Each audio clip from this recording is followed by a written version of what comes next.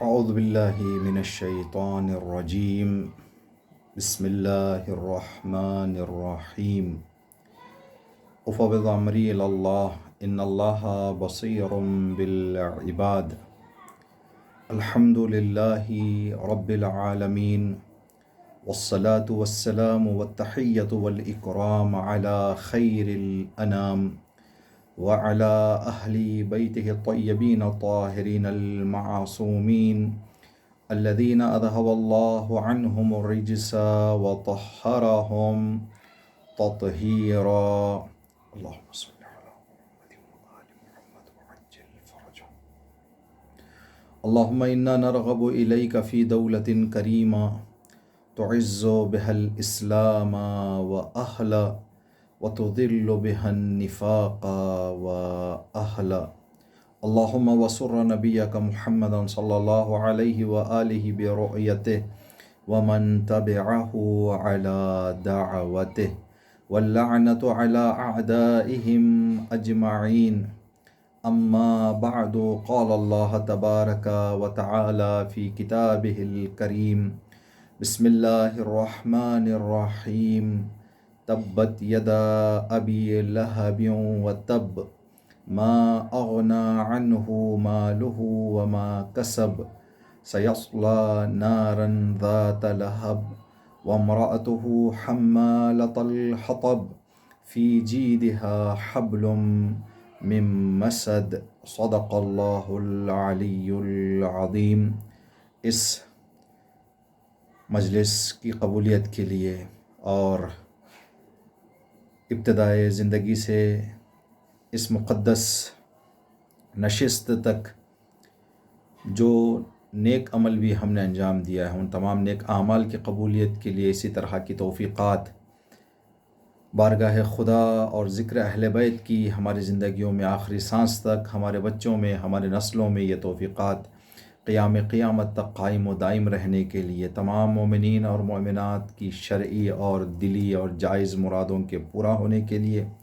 مخصوصاً حاضرین امام بارگاہ مقدس الہادی سینٹر اور جو مومنین اور مومنات اس مقدس پروگرام کو مشاہدہ کر رہے ہیں، سب کی دلی اور شرعی حاجات کے پورا ہونے کے لیے دعاؤں میں دعا اور دعاؤں میں سر فہرست امام وقت کی سلامتی اور امام کے جلد ظہور کے لیے صلوات پڑھ محمد و آل محمد، اللہم صل علی محمد و آل محمد وعجل فرجہم۔ محترم مومنین اور مومنات، ماہ ربیع الاول اور یہ جو ایام گزرے ہیں عالم اسلام کے لیے بڑے مقدس اور بہت ہی عظیم ایام میں ان کا شمار ہوتا ہے، اور ربیع الاول سے پہلے جو مناسبت جس میں شرکت کرنے اور حصہ لینے کی توفیق اللہ کریم سے ہمیں اور آپ کو نصیب ہوئی، محرم اور سفر کی مناسبتیں تھیں، جس میں اہل بیت کا ذکر اور آپ کی شہادتوں کو یاد کیا جاتا تھا۔ گزشتہ ایام اور موجودہ ایام کو مد نظر رکھتے ہوئے کچھ مناسبتیں جو ان ایام میں گزری ہیں، ایک مسئلہ آپ حضرات کی خدمت میں عرض کرنے کا ارادہ کیا ہے، اس امید کے ساتھ کہ اللہ رب العزت سب سے پہلے اس حقیر کو، پھر آپ تمام مؤمنین اور مؤمنات کو اس مطلب کو درک کرنے اور اس پر عمل کر کے اپنی زندگیوں کو کامیاب کرنے کی اللہ توفیق عطا فرمائے انشاءاللہ۔ دیکھیں، محرم اور سفر جو مناسبتیں ہم نے گزاری ہیں، کچھ شخصیتوں کی شہادت اور ان کا اس دنیا سے جانے کو ہم نے یاد کیا، ان کی شہادت کو احترام سے یاد کیا، اور ان مناسبتوں پر ہم نے ان کی یاد میں مجلس منعقد کی، گریہ کیا، سیاہ لباس پہنا، آنسو بہائے، اور دیگر سارے وہ چیزیں جو ہم نے ان ایام میں انجام دیے ہیں۔ ربیع الاول کی 9 تاریخ اور 14 تاریخ، 9 تاریخ کو بھی ایک انسان کا اس دنیا سے جانا ہے، 14 ربیع الاول کو ایک انسان اس دنیا سے گیا، یزید ابن معاویہ علیہ اللعن والعذاب۔ تو اب یہاں غور کرنے کی جو بات ہے، کوئی اس دنیا سے جا رہا ہے تو اس کی شہادت کو یاد کر کے سیاہ لباس پہنا گیا، آنسو بہائے گئے، مجلسیں کی گئیں، اور کوئی اس دنیا سے گیا تو لوگوں نے خوشیاں منائی، رنگین کپڑے پہنے، ایک دوسرے کو مبارکبادی پیش کی کہ یہ شخص اس دنیا سے واصل نار ہوا۔ یہاں پر بھی اس دنیا سے جانا ہے، یہاں پر بھی اس دنیا سے جانا ہے، یہاں گئے تو لوگوں کے دلوں میں دکھ ہوا کہ یہ کیوں گئے، کتنے اچھے تھے، کتنے نیک تھے، کیا عظیم کارنامہ انجام دیا انسانیت کے لیے، کتنے مفید تھے انسانیت کے لیے، یہ اس دنیا سے گئے تو لوگوں نے کہا اچھا ہوا اس دنیا سے گئے، کتنے منحوس تھے، کتنے ظالم تھے، کتنے برے تھے، کتنی پریشانیاں دنیا کے سامنے کھڑے کی، کیا کیا تکلیفیں دنیا کے سامنے لے کر آئے۔ تو یہاں سے پتہ چلتا ہے کہ انسان اس دنیا میں چاہے حسین کی زندگی کرے، چاہے یزید جیسی زندگی کرے، حسین جیسی زندگی کر کے جائیں گے تو لوگوں کے دلوں میں ہمارے بارے میں درد ہوگا اور ہمیں اچھائی سے یاد کریں گے۔ جب یزید جیسی زندگی کر کے اس دنیا سے جائیں گے تو لوگ ایسے لوگوں کے دنیا سے واصل جہنم ہونے کے نتیجے میں خوشیاں منائیں گے، راحت کا احساس کریں گے، اور اپنے آپ کو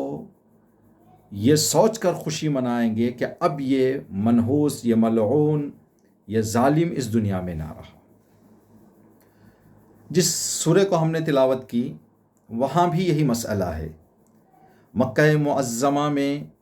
جب نبی کریم لوگوں کے سامنے دین اسلام کی تعلیم دے رہے تھے، جو لوگ رسول کی برحق تعلیمات کو سمجھ کر، سن کر، مان کر اسلام قبول کیے، ان کی تعریفیں کی گئی قرآن کریم میں، اور جن لوگوں نے جان کر، مان کر، دیکھ کر، سب کچھ ہونے کے بعد انکار رسالت کیا، رسول کے سامنے مشکلات ایجاد کیے، تو ان کے بارے میں خداوند عالم نے ایک سورہ اتارا، سورہ مسد، سورہ تبت یدا، بسم اللہ الرحمن الرحیم، تبت یدا ابی لہب و تب، ٹوٹ جائیں دونوں ہاتھ ابو لہب کے۔ تو عزیزان گرامی، یہ صاف بات ہے دنیا کی، یہ طبیعت ہے دنیا کی کہ انسان جب بھی کوئی روش، کوئی طریقہ، کوئی منہج، کوئی راستہ اختیار کرتا ہے تو اس کے حوالے سے انسان کو یہ سوچنا ہے کہ اس راستے پہ جو میں نے اپنا لیا ہے چلتا رہوں، آخر میں جا کر میرا انجام ویسا ہوگا کہ لوگ مجھے اچھائی سے یاد کریں گے، اور میرے مرنے پر، میرے اس دنیا سے جانے پر آنسو بہائیں گے یا خوشیاں منائیں گے۔ یہ ایام جو گزرے ہیں، نبی کریم کی ولادت کا دن تھا، پوری دنیا میں نبی کی ولادت کی خوشیاں منائی مسلمانوں نے۔ تو اس نبی کی ولادت کے ساتھ ایک امام کی ولادت بھی ہے، امام بحق ناطق مولانا جعفر صادق علیہ الصلاۃ والسلام، اللہم صلی علی محمد وآلہ۔ ایک روایت کتاب کافی جلد نمبر 8 صفحہ نمبر 149 میں ایک روایت نقل ہے، چھٹے امام نے رسول اللہ سے روایت کی ہے، اس لیے کہ دونوں اماموں کی ولادت، معصومین کی ولادت گزری ہے، اور جو موضوع ہمارا ہے اس موضوع سے جڑی ہوئی ہے، تو انشاءاللہ یہ روایت آپ کی خدمت میں عرض کریں گے۔ چھٹے امام فرماتے ہیں کہ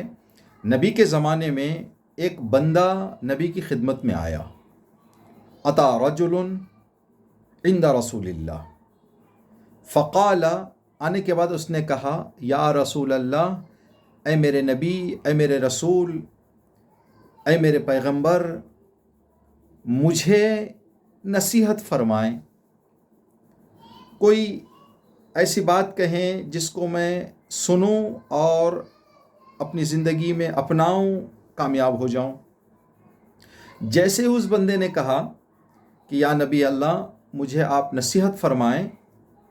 تو رسول خدا نے 3 مرتبہ اس بندے سے اقرار لیا، اعتراف کروایا اس بندے سے، فرمایا کہ دیکھو تم مجھ سے نصیحت طلب کر رہے ہو، کیا تم میری نصیحت پر عمل کرنے کا ارادہ رکھتے ہو؟ اس نے کہا نعم یا رسول اللہ، جی یا رسول اللہ، بے شک۔ دوبارہ رسول نے کہا کیا تم میری نصیحت پر عمل کرو گے؟ بندے نے کہا ہاں۔ تیسری مرتبہ بھی رسول خدا نے سوال کیا، کیا تم میری نصیحت پر عمل کرو گے؟ اس نے کہا نعم یا رسول اللہ۔ اب یہاں بندے نے ایک نصیحت طلب کی، رسول نے 3 مرتبہ بندے سے اقرار لیا، کیا تم عمل کرو گے؟ اس کے پیچھے کچھ وجوہات ہو سکتی ہیں جو مختصر فکر کرنے سے انسان کو حاصل ہوتی ہیں۔ ایک ہو سکتا ہے جو بندہ آیا تھا وہ کچھ مقدس لوگوں کی طرح تھا، جو ہر صاحب کردار اور شخصیت رکھنے والوں کے سامنے جا کر اپنے آپ کو یہ بتانے کے لیے کہ ہم مقدس ہیں، ہم اچھے ہیں، ہم تھوڑا دین سے جڑے ہوئے ہیں، آ کر صرف لوگوں سے کہتے ہیں کہ ایک جملہ فرمائیے، ہمیں ایک وصیت کیجیے، ایک نصیحت کیجیے، لیکن عمل کرنے کی کوئی فکر نہیں رہتی۔ ہو سکتا ہے جو سوال کرنے والا ہے ایسے قسم کے لوگوں میں سے تھا، جس کی وجہ سے رسول نے اس کو جھنجھوڑا، کہا کہ دیکھو صرف نصیحت سننا کافی نہیں ہے، بلکہ نصیحت پر عمل کرنا ضروری ہے۔ یہ ایک وجہ ہو سکتی ہے۔ دوسری وجہ نصیحت کا وزن ہے، جو نصیحت رسول خدا نے اس ماحول اور اس وقت کی ضرورت کو مد نظر رکھتے ہوئے آپ نے جو ارادہ فرمایا کہ میں اس کو اب یہ نصیحت کرنے جا رہا ہوں، شاید وہ نصیحت کی قدر اور منزلت اتنی تھی کہ رسول نے اس کو یہ احساس دلوایا کہ دیکھو یہ نصیحت سن کر خاموش نہ بیٹھ جاؤ، عمل کرو، عمل کرو گے، عمل کرو گے۔ یعنی یہ نصیحت بہت ہی قیمتی ہے، جس سے انسان اپنی دنیا اور آخرت کو آباد کر سکتا ہے۔ اس بندے نے کہا کہ ہاں یا رسول اللہ، میں 3 مرتبہ کہا کہ میں عمل کروں گا۔ تیسری وجہ اور تیسری علت یہ ہو سکتی ہے، نبی یہ اشارہ کرنا شاید چاہ رہے ہیں کہ نصیحت سننا، پڑھنا، بولنا آسان ہے، نصیحت پر عمل کرنا سخت، مشکل اور دشوار۔ اگر سارے بولنے والے عمل کر لیتے اور سارے سننے والے عمل کر لیتے تو آج دنیا کا چہرہ کچھ اور ہوتا۔ کہہ دینا آسان ہے، عمل کرنا بڑا مشکل ہے۔ ہم یہ تو کہہ دیتے ہیں کہ میں نے اچھی تقریر کی، میں نے اچھا خطاب کیا، اور سامعین بھی، مومنین بھی یہ کہہ دیتے تھے ماشاءاللہ کیا اچھی تقریر تھی، کیا اچھا خطاب تھا۔ لیکن عمل، نبی نے فرمایا سننا بولنا آسان ہے، عمل کرنا دشوار۔ اور اس سیرت رسول بھی رہی ہے اپنی زندگی میں۔ لوگ آ کر جب نبی کریم سے اس دور میں جب قرآنی آیات جبرائیل لے کر آتے تھے، لوگ آ کر رسول خدا سے فرماتے تھے کہ یا نبی اللہ، کوئی نئی آیت اللہ کی طرف سے جبرائیل لے کر آئے ہیں؟ تو نبی پلٹ کر ان سے فوراً سوال کرتے کہ اس سے پہلے والی آیت جو تم لے کر گئے، کیا اس کو آپ نے سمجھ کر عمل کیا؟ اگر وہ بندہ جواب دیتا ہاں، تو نبی اس کو آیت سناتے۔ اگر وہ کہتا نہ، تو نبی کہتے پہلے جاؤ اس آیت کو سمجھو، اس آیت پر عمل کرو، اس کے بعد ایک اور آیت لینے کے لیے میرے پاس آ جاؤ۔ صرف آیتوں کو جمع کرنا مقصد نہیں ہے، بلکہ آیتوں کو سمجھ کر عمل کرنا۔ تو نبی نے 3 مرتبہ پوچھا۔ شاید ہم نے اپنے تقریروں کے دوران یہ جملہ آپ کے درمیان کبھی ہم نے عرض کیا، آیت اللہ بہجت رحمۃ اللہ علیہ سے کسی نے آ کر جیسا سوال رسول خدا سے کیا تھا بندے نے، اسی طرح کا ایک سوال اس نے کیا آیت اللہ بہجت سے کہ آغا مجھے ایک نصیحت فرمائیں آپ۔ تو آیت اللہ بہجت نے مسکرا کر اس بندے سے کہا کہ اے جوان، میری نصیحت تیرے لیے یہ ہے، اب تک جتنی نصیحتیں تو نے شخصیتوں سے سنا ہے اس پر عمل کر لے۔ صرف نصیحتوں کو جمع کر کے نہ جا، بلکہ نصیحت پر عمل کر۔ تو نبی نے بندے سے 3 مرتبہ اقرار لینے کے بعد محرم میں شہادتیں اور 9 ربیع الاول 14 ربیع الاول کو جو واصل جہنم ہوئے ہیں ان کے مرنے پر خوشی، جبکہ طبیعت یہ ہے، فطرت یہ ہے کہ کسی کے مرنے پر خوشی منائی نہیں جاتی۔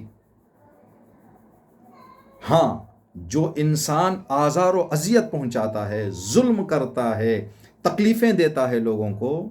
سارے لوگ انتظار کرتے ہیں کہ وہ آدمی اس دنیا سے چلا جائے۔ اگر ان کو خبر ہو جاتی ہے کہ اس دنیا میں اب وہ نہیں ہے تو دل خوش ہو جاتا ہے ان کا۔ اور دین نے بھی ہم کو یہ تاکید دی ہے کہ ایسے لوگوں کے مرنے کی تاریخ اور مرنے کی خبر سن کر خوشی مناؤ۔ یہی سورہ جس کو ہم نے پڑھا، سورہ تبت یدا، چھٹے امام جعفر صادق علیہ السلام، اللہم صلی علی محمد و آل محمد وعجل فرجہم، سے روایت ہے کہ امام نے فرمایا جب بھی یہ سورہ پڑھو ابو لہب اور اس کی زوجہ پر لعنت کرو، اس لیے کہ انہوں نے نبی کو بڑی تکلیفیں دی ہیں، مسلمانوں کو بڑی اذیتیں پہنچائی ہیں، انہوں نے رکاوٹیں بہت ساری ایجاد کی ہیں۔ تو ان کے اس برے کردار سے نفرت کا اظہار کرتے ہوئے ان لوگوں سے ابو لہب اور ابو لہب کی زوجہ پر لعنت کرو جب یہ سورہ پڑھو۔ سورہ کے دوران جب نام آیا ابو لہب کا، اس کی زوجہ کا ذکر آیا ان کا، تو لعنت کرو ان پر۔ یہ دین تعلیم دے رہا ہے ہم کو۔ یہ امام بتا رہے ہیں ہمیں کہ کچھ لوگ ایسے بھی ہوتے ہیں جب اس دنیا سے چلے جائیں تو ان کے مرنے پر آدمی کو خوشی منانا چاہیے، ان کے مرنے پر آدمی کو جو ہے عید منانا چاہیے، جبکہ مرنا ایک غمگین بات ہے، لیکن ان کا کردار یہ جو ہے سبب بنتا ہے، ان کا برا کردار، کہ لوگ راحت کا۔ روایتوں میں ہے ہمارے پاس کہ امام نے فرمایا مرنے والے 2 طرح کے ہوتے ہیں، کچھ ایسے ہوتے ہیں جو دنیا کی مشکلات سے راحت پا جاتے ہیں اور آخرت کی سہولتوں میں جب زندگی شروع کر دیتے ہیں، کچھ ایسے لوگ ہوتے ہیں جن کے جانے سے دنیا کو راحت مل جاتی ہے۔ کچھ لوگ ہیں جو دنیا کے مشکلات سے موت ان کو راحت عطا کرتی ہے، وہ راحت پا کر چلے جاتے ہیں، دنیا کی مشکلات سے آرام پا لیتے ہیں۔ کچھ لوگ ایسے ہوتے ہیں جن کا کردار ایسا برا ہوتا ہے، ان کے مرنے سے دنیا اور دنیا والوں کو راحت مل جاتی ہے۔ یہ 9 ربیع الاول اور 14 ربیع الاول وہ تاریخیں ہیں جن میں مرنے والوں سے دنیا کو، انسانوں کو راحت ملی ہے، تو خوشی منانی چاہیے۔ تو یہ روایت جو نبی کریم کے ہم آپ کی خدمت میں عرض کر رہے ہیں کہ بندے کو 3 مرتبہ اقرار لینے کے بعد بندے سے نبی کریم نے فرمایا کہ اے شخص، میری نصیحت تیرے لیے یہ ہے، جو بھی کام تو انجام دینا چاہے، اذا حممت لامر، جو کام بھی تو کرنے کا ارادہ کرے تو اس کی عاقبت، اس کا رزلٹ، اس کا اینڈ، اس کا نتیجہ آخر میں کیا ہوگا، اس پر کچھ غور کر لیا کر۔ اگر تیرے غور و فکر سے یہ تجھے احساس ہو کہ جو کام میں نے انجام دینے کی فکر کی ہے وہ انجام دوں گا تو میری عزت بھی بچ جائے گی، مجھے ترقی مل جائے گی، میرا نام روشن ہو جائے گا، مجھے بھی فائدہ ہوگا، دنیا کو بھی فائدہ ہوگا، تو اس کام پر مصمم ہو جا، اس کا ارادہ پورا کر لے، انجام دے دے۔ اگر تیری غور و فکر سے یہ تجھے احساس ہو جائے کہ جو کام میں انجام دینے جا رہا ہوں، یہ کام میری ذلت، میری رسوائی، دنیا کو تکلیف، میری بدنامی، دنیا والوں کو پریشانی کا سبب بننے والا ہے، تو اس کام سے ہاتھ اٹھا لے، منصرف ہو جا، چھوڑ دے اس کام کو۔ یہ ایک نصیحت نبی کریم کی، اگر ہم اس کو جتنا دقت کریں بہت ہی ضروری ہے اور بہت مفید ہے کہ جو بھی کام ہم کرنا چاہتے ہیں پہلے اس کے انجام کو سوچیں، پہلے اس کی عاقبت کو سوچیں، اس کے نتیجے کو دیکھیں کہ نتیجہ کیا ہوگا۔ آئیں پھر دوبارہ محرم اور سفر میں جن کی شہادتوں کی یاد میں ہم نے مجلسیں گزاریں، مجلسوں میں شرکت کرنے کے لیے اپنے آپ میں ہم نے فخر محسوس کیا کہ ایسے عظیم شخصیتوں کا نام لینے کی توفیق ہم کو مل رہی ہے، ایسے عظیم شخصیتوں کے مجلس میں جانے کا ہمیں شرف مل رہا ہے۔ یہ جو ہم نے احساس کیا کسی کی شہادت پر اور کسی کے مرنے پر، ہم نے عید منائی، خوشی منائی، اور یہ دنیا کو بتایا کہ جو گیا ہے وہ بڑا ظالم تھا، بڑا تکلیف دینے والا تھا، بڑا پریشان اس نے کیا ہے، تو ان دونوں کو اگر دیکھیں تو یہی مسئلہ ہے۔ اگر ابو لہب، اگر یزید ملعون اور یزید جیسے لوگ جو قدم انہوں نے اٹھائے تھے اس کے انجام کو انہوں نے سوچا ہوتا تو کبھی یہ کام نہ کرتے۔ انہوں نے یا تو نہیں سوچا، یا سوچنے کے بعد بھی جہالت، دنیا کے دھوکے میں آ کر، شیطان کے فریب میں آ کر انہوں نے اپنے فکر کے خلاف قدم اٹھایا، جس کا نتیجہ آج ان کے مرنے کی تاریخ پر دنیا خوشی منا رہی ہے۔ جس تاریخ کو وہ واصل جہنم ہوئے، عید منائی جا رہی ہے۔ اور امام حسین علیہ السلام کے باوفا اصحاب اور آپ کے ساتھ شہید ہونے والے شہداء، کیوں ہم ان کو عزت اور احترام سے یاد کر رہے ہیں، جن کے نام پر اپنی جان قربان کرنے کے لیے ہم تیار ہیں؟ اس لیے کہ انہوں نے بھی عاقبت کو سوچا اور نیک فکر کی۔ دیکھا دنیا ساری خاموش بیٹھی ہے، دین اور دینی تعلیمات پیروں تلے روندے جا رہے ہیں، ایسے وقت میں یہ غور کیا جان بچائیں یا جان فدا کریں۔ عقل نے کہا جان فدا کر دو، دین بچا لو۔ فکر اس نتیجے پر آئی۔ اب دنیا لاکھ کہہ رہی تھی تکلیفیں ہوں گی، پریشانیاں ہوں گی، مشکلات ہوں گی، حکومت ساری چیزیں لوٹ لے گی۔ کہا کہ نہیں، ہم نے جو سوچا ہے وہ صحیح ہے، وہ اس میں عزت ہے، اس میں احترام ہے، اس میں زندگی ہے، خود اپنے لیے اور دوسروں کے لیے، تو ہم یہ قدم اٹھائیں گے۔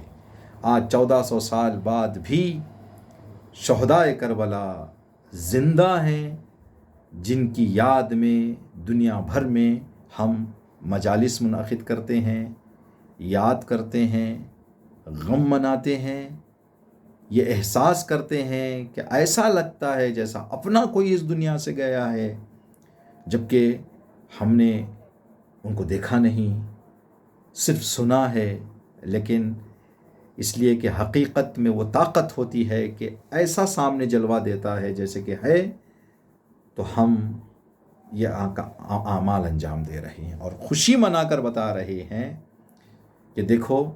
جو بد کردار ہوں گے، جو بد صفت ہوں گے، جو بد فطرت ہوں گے، جو بد عاقبت ہوں گے، ان پر لعنتیں ہوں گی۔ اور یہ دونوں چیزیں ہمارے سامنے ہیں کہ اے انسان، اب تو ہے، محرم اور سفر ہے، محرم اور سفر کی تعلیمات ہیں، شہدائے کربلا کا ذکر ہے، شہدائے کربلا کی یاد ہے، شہدائے کربلا کی تاریخ ہے، شہدائے کربلا کی سیرت ہے، اور 9 اور 14 ربیع الاول ہے، ان بدبختوں کی زندگی ہے، ان بدبختوں کا نتیجہ انجام ہے، زندگی کا انجام۔ اب تو ہے، تیری مرضی ہے، ایسی زندگی کر جا کہ دنیا تیری قبر کو دیکھے تو درود و سلام پڑھے، کہیں ایسا نہ ہو جائے کہ تیری قبر کو دیکھیں تو لعنتیں کریں، جیسے کہ ان ملعونوں پر لعنتیں کی جا رہی ہیں۔ سورہ لہب ہم نے پڑھا، تو سورہ لہب کی مختصر ایک داستان آپ کی خدمت میں عرض کر کے اپنی بات کو اختتام پر لے جائیں گے۔ ابو لہب دور رسالت میں زندگی کرنے والا مکے میں، یعنی ابھی رسول بعثت آپ کو نہیں ہوئی تھی، آپ اعلان رسالت آپ نے نہیں کیا تھا، ابو لہب مکے میں زندگی کرتا تھا، اس لیے کہ ذرا مزاج سے غصے والا تھا۔ جب غصے میں آ جاتا تھا تو سفیدی کی وجہ سے چہرہ سرخ ہو جاتا، تو لوگوں نے اس کی سرخی کو آگ بگولا ہو جاتا تھا غصے میں، تو لوگوں نے اس کو لقب دے دیا تھا ابو لہب، یعنی آگ کا باپ، اس لیے ہمیشہ سرخ رہتا تھا۔ اس بدبخت نے لوگوں کی نادانی اور جہالت کا فائدہ اٹھا کر کچھ پتھر کے اور لکڑی کے بت بنائے اور لوگوں کو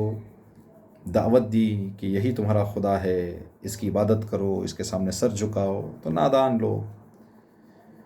جن کے اندر یہ فطرت میں ہے کہ کسی عظیم شخصیت کے سامنے سر جھکانا ہے، جب حقیقت نہیں ملتی تو مجاز اور باطل کے سامنے چلے جاتے ہیں۔ آ گئے لوگ، جب لوگوں کو ان بتوں کی طرف آنے کی عادت ہو گئی تو ابو لہب نے آہستہ آہستہ ان لوگوں سے کہنا شروع کیا کہ ان بتوں کے لیے نظریں کرو، ان بتوں کے لیے سونا اور چاندی لے کر آؤ، ان کے لیے تم اپنے مال کو لٹاؤ۔ تو لوگ آتے تھے، اس اندھے عشق میں لٹاتے جاتے، دولتیں لا کے دیتے تھے، سونا لا کے دیتے تھے، جواہرات لا کے۔ ابو لہب ان چیزوں کی وجہ سے بہت زیادہ مالدار ہو گیا تھا۔ اللہ نے اپنے نبی کو نبوت کے ساتھ بھیجا، کہا کہ اے نبی، بت پرستی کا مقابلہ کرو، ابو لہبی فکر کو دنیا سے مٹاؤ، لوگوں کی خدا کے سامنے حاضر کرو، لوگوں کی زبین خدا کے سامنے خم ہوں، باطل کے سامنے نہ ہوں۔ نبی نے جب دعوت دینی شروع کی تو جو مال اس راستے سے اس ملعون کے ہاتھ میں آیا تھا، خود سامنے نہ آ کر کچھ مفلسوں اور بے کسوں کو پیسہ دے کر کہتا جاؤ، کچھ نہیں، نبی کے راستے میں کوڑا ڈال دو، نبی پر کچرا ڈال دو، نبی کے لیے راستے میں کانٹے بچھا دو۔ جب ابو لہب کا یہ طریقے سے کام کرنا شدت پکڑ گیا تو اللہ نے ایک سورہ اتارا، جبرائیل سورہ لے کر آئے، سورہ تبت یدا کے نام سے۔ یہ سورہ نبی نے مکے کی فضاؤں میں پڑھا۔ جب مکے کی فضاؤں میں ایک سچے اور امین نبی کی زبان سے مکے کے لوگوں نے سنا تو ابو لہب کے بارے میں جو لوگوں کے ذہنوں میں جھوٹا تصور بیٹھا ہوا تھا وہ نفرت میں بدل گیا۔ ابو لہب کی زوجہ شرم سے مکہ چھوڑ کر چلی گئی۔ دیکھیں عاقبت نہ سوچنے کا کہاں کہاں انجام ہوتا ہے۔ لوگوں سے دور رہنے کے لیے مکہ چھوڑ کر چلی گئی۔ ابو لہب اپنے گھر کے اندر دروازہ بند کر کے بیٹھ گیا، شرم سے باہر نہیں آتا تھا۔ اگر اس چیز کو اس نے سوچا ہوتا، جس نبی کو میں نے سچا کہا، جس نبی کو میں نے امین کہا، جو حق کا پیغام لے کر آ رہا ہے اور میں باطل لوگوں کو دعوت دے رہا ہوں، میں باطل کی طرف بلا رہا ہوں، لیکن مال دنیا، عہدہ دنیا، منصب دنیا کے سامنے اندھا ہو گیا۔ جب عاقبت خداوند عالم نے اپنی گرفت میں لیا، سورہ اتار دیا، ذلت ہوئی، رسوائی ہوئی، شرمندہ ہوا، اس قابل نہ رہا کہ لوگوں کے درمیان آئے، گھر کا دروازہ بند کر کے بیٹھ گیا۔ اسی اثنا میں اللہ نے ملک الموت کو بھیجا، کہا اے ملک الموت جاؤ، اس ملعون کی روح قبض کرو۔ ملک الموت نے روح قبض کر لی. ایک عرصہ گزر گیا، اس لیے کہ باہر نہیں آتا تھا، لوگ بھی سمجھتے تھے کہ شرمندگی سے باہر نہیں آ رہا ہے. اچانک ابو لہب کے گھر کے اندر سے بدبو آنے لگی، اس کی میت میں جو تبدیلی آ گئی تھی، گل گئی تھی، سڑ گئی تھی. لوگ ناک دبا دبا کر اس کے گھر کے قریب سے جاتے تھے. جب دروازہ توڑا گیا، اس کی میت کی حالت دیکھی گئی، کوئی قریبی رشتہ دار بھی تیار نہیں ہوا کہ اس ملعون کے جنازے کو اٹھائے. دولت بھری ہوئی تھی کمرے میں، ساری جائیداد سونے اور چاندی کے سامنے. اس رسوائی کے ساتھ اس دنیا سے یہ ملعون گیا. کچھ مزدوروں کو پیسہ دیا گیا کہ اس کو لے جا کر کسی دور دراز جگہ پر ڈال دیا جائے تاکہ لوگ اس کی گندگی اور اس کی بدبو سے نجات پا جائیں. دیکھیں، اگر انجام نہ سوچا جائے تو کبھی کبھی اس حد تک بھی انسان دنیا میں ساری دولت اور سارے رشتوں کو رکھتے ہوئے اتنا مجبور ہو جاتا ہے، اتنا بے بس ہو جاتا ہے کہ اس کو کچرے کے حوالے کر دیا جاتا ہے. اور جو انسان انسانیت کے لیے اپنی جان لٹائے، اس کی قبر کی زیارت کے لیے کروڑوں کے زائرین تڑپتے ہیں. جو گئے ہیں، خدا ان کی زیارتوں کو قبول کرے. جو نہیں گئے ہیں، ان کے دل کی تڑپ کو پوچھیں. بس 2 نکتے دعا کرنے کے لیے آپ کی خدمت میں عرض کریں گے. پہلا نکتہ، نبی کریم ایک مرد تھے. ابو لہب نے نبی کریم کو تکلیفیں دی تو امام صادق نے فرمایا کہ اس ملعون پر لعنت کرو، اس لیے کہ اس نے میرے جد رسول اللہ کو تکلیفیں دی، اللہ کے پیغمبر کو تکلیفیں دی. ہماری جان قربان، میرے مولا کے دل پر کیا گزرتی ہوگی اس وقت جب یہ منظر سوچتے ہوں گے کہ سیدہ فاطمہ زہرا پر جو ظالموں نے ظلم ڈھائے ہیں.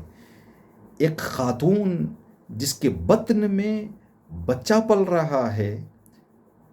جس کو بڑے نازکی سے اٹھایا اور بٹھایا جاتا ہے، ایسی خاتون پر جلتا ہوا دروازہ گرایا جائے. وہ بھی ایک داغ دیدہ خاتون جس کے والد کا کچھ دن پہلے انتقال ہوا ہو. جب امام اس مطلب کو سوچتے ہوں گے، چھٹے امام، تو امام کے دل پہ کیا گزرتی ہوگی، امام کے دل پہ کیا غم آتا ہوگا. کیا آتا ہے، اس کی طرف ایک اشارہ مولا امام رضا علیہ السلام کے صاحب زادے امام علی محمد تقی علیہ السلام کم سنی میں ہیں. امام رضا اپنے لخت جگر کو دیکھ رہے تھے. کیا دیکھا کہ امام محمد تقی علیہ السلام دیوار پر اپنی نگاہوں کو جمائے ہوئے بڑی دیر تک کچھ غور کر رہے ہیں. امام رضا علیہ السلام نے دیکھا کہ بچے کا غور کرنا تھوڑا طول پکڑ گیا ہے، شانے کو ہلایا، کہا بیٹا محمد تقی کیا اتنا غور سے سوچ رہے ہو؟ تو بیٹے نے باپ سے کہا کہ بابا میری دادی نے وہ پہلو کے درد کو کیسے، میری دادی پر وہ جلتا ہوا دروازہ جب گرا ہے تو میری دادی نے کیسے سنبھالا ہوگا بابا. اگر میرے سامنے میری دادی کے قاتل آ جائیں تو میں ان ظالموں سے انتقام لوں گا، میں ان ظالموں کو چھوڑوں گا نہیں. یہی وجہ ہے کہ جب ہمارا 12واں آقا ظہور کرے گا تو روایتوں میں ہے کہ ان ملعونوں کو قبر سے اٹھائیں گے میرے مولا جنہوں نے فاطمہ زہرا پر ظلم ڈھایا، اور سوال کریں گے اے ظالم بتا میری جدہ کی کیا تقصیر تھی، میری جدہ نے تجھے کیا تکلیف دی تھی کہ اس بے رحمی سے میری جدہ پر تو نے ظلم ڈھائے. الا لعنت اللہ علی القوم الظالمین سیعلم الذین ظلموا ای منقلب ینقلبون. ربنا تقبل منا انک انت السمیع العلیم.